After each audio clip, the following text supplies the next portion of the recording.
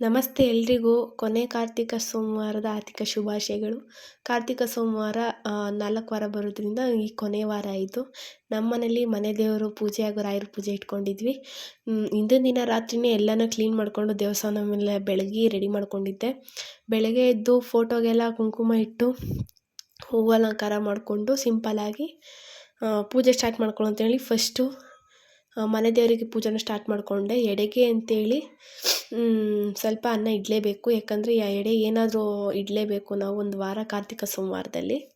ನಾವು ಕಾರ್ತಿಕ ಮಾಸ ಆಚರಣೆ ಮಾಡೋರು ಸೋಮವಾರ ಒಗ್ಲೋರಾಗಿರೋದ್ರಿಂದ ಕಾರ್ತಿಕ ಸೋಮವಾರನ ನಾವು ಮಾಡ್ತೀವಿ. ನಮ್ಮ ಮನೆ ದೇವ್ರ ವಾರನೂ ಸೋಮವಾರನೇ.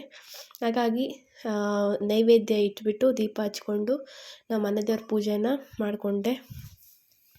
ಕೆಲವ್ರು ಕೇಳಿದ್ವಿ, ಅಕ್ಕ ನೀವು ಮನೆ ದೇವ್ರಿಗೂ ಎಲ್ಲಿಟ್ಟಿದ್ದೀರೋ ಫೋಟೋಸು ಬರೀ ರಾಯರದ್ದೇ ಹಾಕ್ತೀರಾ ಅಂತೇಳಿ. ನಾವು ಇಲ್ಲೇ ಇಟ್ಕೊಂಡಿದ್ದೀವಿ. ಮನೆ ದೇವ್ರದ್ದು ನಾವು ಮನೇಲಿ ಇಡೋಂಗಿಲ್ಲ, ಯಾಕಂದರೆ ನಾನ್ ವೆಜ್ ಮಾಡ್ತಾರೆ ಒಂದೊಂದು ಸರಿ, ಅದಕ್ಕೆ ನಾವು ಇಟ್ಟಿಲ್ಲ.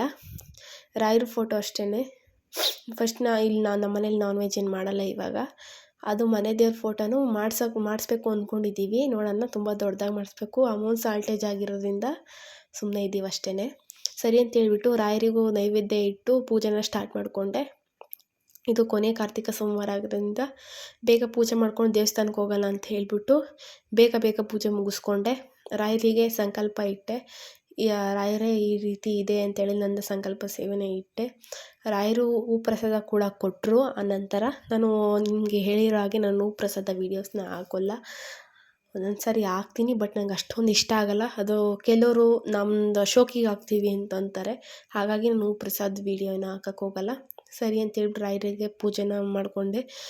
ಫಸ್ಟು ನಾನು ಧೂಪ ಎಲ್ಲ ಹಾಕ್ಬಿಟ್ಟು ಗಂಧಕಡ್ಡಿಲಿ ಮಾಡಿಕೊಂಡು ನಂತರ ತುಪ್ಪದ ಆರತಿನ ಸ್ಟಾರ್ಟ್ ಮಾಡ್ಕೊತೀನಿ. ಮತ್ತು ಇನ್ನೊಂದು ಕೇಳಿದ್ರಿ, ಅದು ಬೌಲಲ್ಲಿ ಇಟ್ಟಿದ್ದೀರಲ್ಲಕ್ಕ ಏನದು ಅಂತ. ಅದು ಆಮೆ. ಎಲ್ಲರ ಮನೇಲೂ ಇಟ್ಟಿರ್ತಾರೆ, ಗೋಲ್ಡು ಸಿಲ್ವರು ಎಲ್ಲ ಇಟ್ಟಿರ್ತಾರೆ. ನಾವು ಅಷ್ಟೊಂದು ಶ್ರೀಮಂತರಲ್ಲ, ಹಾಗಾಗಿ ನಾವು ಗಾಜಿನ ಇಟ್ಟಿರ್ತೀವಿ. ಆ ನೀರನ್ನು ಡೈಲಿ ಚೇಂಜ್ ಮಾಡ್ತಾ ಇರ್ತೀವಿ. ಅದು ಕೆಳಗಡೆ ಆಮೆ ಕೆಳಗಡೆ 1-2 ಕಾಯಿನ್ ಹಾಕಿಟ್ರೆ ಒಳ್ಳೆಯದು ಅಂತ ಹೇಳ್ತಾರೆ. ನಮಗೂ ಏನೋ ಇಟ್ಟಿದ್ದೀವಿ, ನೋಡೋಣ ಒಳ್ಳೇದಾಗುತ್ತೆ ಏನೋ ಅಂತ ಗೊತ್ತಿಲ್ಲ, ಬಟ್ ನೀವು ಟ್ರೈ ಮಾಡಿ. ಸರಿ ಅಂತ ಹೇಳ್ಬಿಟ್ಟು ರಾಯರಿಗೆ ಆರತಿನ ಸ್ಟಾರ್ಟ್ ಮಾಡಿಕೊಂಡೆ. ನಂತರ ದೇವಸ್ಥಾನಕ್ಕೆ ಹೋಗಬೇಕಾಗಿತ್ತು, ಶನೈಶ್ವರನ ದೇವಸ್ಥಾನ ಹಾಗೂ ಶಿವನ ಟೆಂಪಲ್ಗೆ. ನಮ್ಮ ಶನೈಶ್ವರ ದೇವಸ್ಥಾನದಲ್ಲೇ ಶಿವ ಪಾರ್ವತಿ ಎಲ್ಲ ಇರೋದ್ರಿಂದ ನಾವು ಅದೊಂದು ದೇವಸ್ಥಾನಕ್ಕೆ ಹೋಗ್ತೀವಿ. ಇನ್ನೇ ನಮ್ಮ ಮನೆ ಹತ್ರದಲ್ಲೇ ಇರೋ ಮಹದೇಶ್ವರ ಟೆಂಪಲ್ ಕೂಡ ಹೋಗಬೇಕಾಗಿತ್ತು. ಅಲ್ಲಿಗೂ ಹೋಗ್ಬಿಟ್ಟು ಪೂಜೆ ಮಾಡಿಸ್ಕೊಂಡು ಬಂದೆ. ನನ್ನ ಸ್ವಲ್ಪ ಕೆಲಸ ಇತ್ತು, ಆ ಕೆಲಸ ಎಲ್ಲ ಮುಗಿಸ್ಕೊಂಡು ಸಾಯಂಕಾಲ ದೀಪೋತ್ಸವ ಇತ್ತು ಮತ್ತು ಹರಿಕಥೆ ಕೂಡ ಏರ್ಪಡಿಸಿದ್ರು. ಸರಿ ಅಂತ ಹೇಳ್ಬಿಟ್ಟು ದೇವಸ್ಥಾನಕ್ಕೆ ಅಮ್ಮ, ನಾನು, ನಮ್ಮ ಮನೆಯವರು ಎಲ್ಲ ಹೋದ್ವಿ. ಅಲ್ಲಿ ಅಲಂಕಾರ ಅಂತೂ ತುಂಬ ಚೆನ್ನಾಗಿ ಮಾಡಿದರು ನಮ್ಮ ದೇವರಿಗೆ. ನಂತರ ಶನೈಶ್ವರನ ಕೂಡ ಆ ದೀಪಕ್ಕೆಲ್ಲ ರೆಡಿ ಮಾಡ್ತಾಯಿದ್ರು.